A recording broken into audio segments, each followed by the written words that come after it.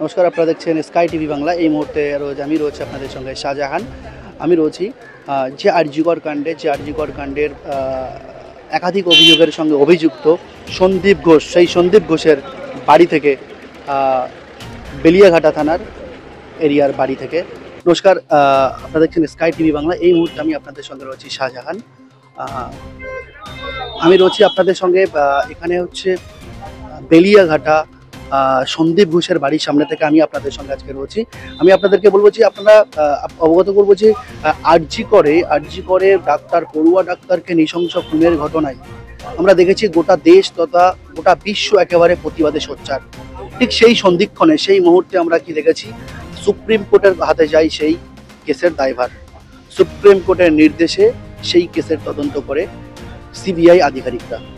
আমরা দেখেছি যে এই কেসের মধ্যে অন্যতম এক নাম, যার নামে একাধিক অভিযোগ আছে, যে সন্দীপ ঘোষ এই কেসের সঙ্গে জড়িত বলে আমরা বিশেষজ্ঞ মহল তারা মনে করছে। আমরা দেখেছি যে সন্দীপ ঘোষের নামে কিন্তু একাধিক অভিযোগ, ভুরি অভিযোগ কিন্তু সন্দীপ ঘোষের নামে রয়েছে।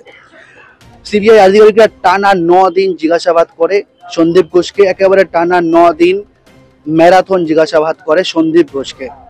সর্বশেষে আমরা দেখতে পেলাম কি গতকালকে সন্দীপ ঘোষকে পলিগ্রাফ টেস্টের অনুমতি দেয় উচ্চতম আদালত। আপনাদেরকে জানিয়ে রাখবো যে পলিগ্রাফ টেস্টের পরই কিন্তু সন্দীপ ঘোষকে আরো 12 ঘন্টা জিজ্ঞাসাবাদ করা হয়। 12 ঘন্টা জিজ্ঞাসাবাদের পরই আমরা দেখতে পাচ্ছি যে হঠাৎ করেই আজকে সকাল বেলা 6:45 নাগাদ সিবিআই এর এক বিশেষ টিম কিন্তু সন্দীপ ঘোষের বাড়িতে এসে পৌঁছায়, সঙ্গে কেন্দ্রীয় বাহিনীর এক বিশেষ টিম। আপনাদেরকে জানাবো যে সেই কেন্দ্রীয় বাহিনীর টিমের সঙ্গে সিবিআই এর টিমের মধ্যে উপস্থিত ছিল 7 জনের এক সিবিআই এর বিশেষ টিম। সেখান থেকে 2 জন বেলিয়াঘাটা থানাতে কথা বলেন এবং বাকি 4 জন কিন্তু অপেক্ষা করতে থাকেন সন্দীপ ঘোষের বাড়ির গেটের সামনে। আমি আমার ক্যামেরা পার্সনকে দেখাতে বলবো যে সন্দীপ ঘোষের বাড়ির ঠিক সামনেটাতে গেটটা আপনারা দেখতে পাচ্ছেন যে বাইরের দিকে একটা কালো রঙের একটা গেট রয়েছে সন্দীপ ঘোষের বাড়ির। ঠিক তারপরই ভিতরে বিল্ডিং এর একটা গেট হিসাবে একটা কলাপসিবলের একটা গেট রয়েছে এবং ঠিক তার ওপাশে কিন্তু একটা কাঠের কপাট দেওয়া কিন্তু একটা গেট সন্দীপ ঘোষের বিল্ডিং এর সঙ্গে আছে। আপনাদেরকে জানাবো যে টানা 1 ঘন্টা 18 মিনিট সিবিআই এর আধিকারিকরা কিন্তু এই বাড়ির সামনেই, এই গেটের সামনেই কিন্তু তারা কিন্তু অপেক্ষা করতে থাকে টানা 1 ঘন্টা 18 মিনিট।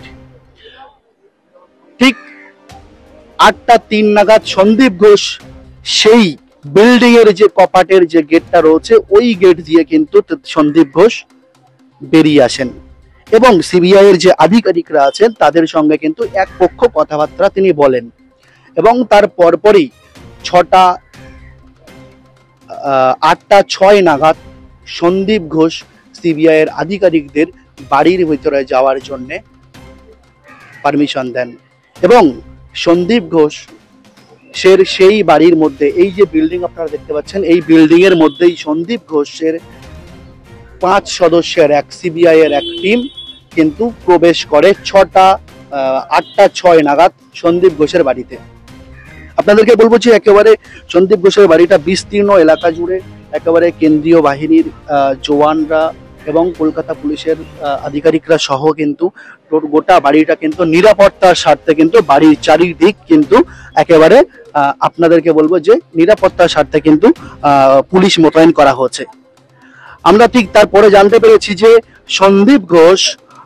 সন্দীপ ঘোষের বাড়িতেই কিন্তু ঠিক তার কিছু সময় পরেই বিশেষ আরো একটি সিবিআই এর টিম কিন্তু এই বাড়িতেই প্রবেশ করেন এবং আমরা দেখতে পেয়েছি যে সিবিআই এর সেই বিশেষ টিম ঢোকার পরেই কিন্তু 3-4 জনের একটা টিম কিন্তু সিবিআই এর টিম কিন্তু তারা এই বাড়ি থেকে বেরিয়ে যান এবং আমরা দেখেছি যে শেষে যে টিমটা প্রবেশ করেছে, সিবিআই এর যে টিমটা প্রবেশ করেছে, তাদের কাছে প্রিন্ট মেশিন থেকে শুরু করে সকল প্রকার সরঞ্জাম নিয়ে কিন্তু তারা এই সন্দীপ ঘোষের বাড়িতে ঢুকেছে।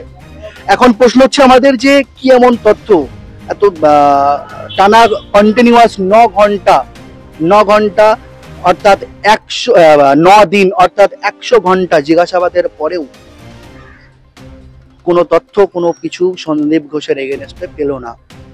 কিন্তু সন্দীপ ঘোষের বাড়িতে আজকে তল্লাশি করে কোনো সূত্র কি মিলবে, কোনো তথ্য কি পাওয়া যাবে? এটাই কিন্তু আমাদের প্রশ্ন। ক্যামেরায় এম রহমানের সঙ্গে শাহজাহান, স্কাই টিভি বাংলা। সব ধরনের সব খবর পেতে সাবস্ক্রাইব করুন স্কাই টিভিকে। ভুল করবেন না কিন্তু লাইক, কমেন্ট এন্ড শেয়ার দিতে।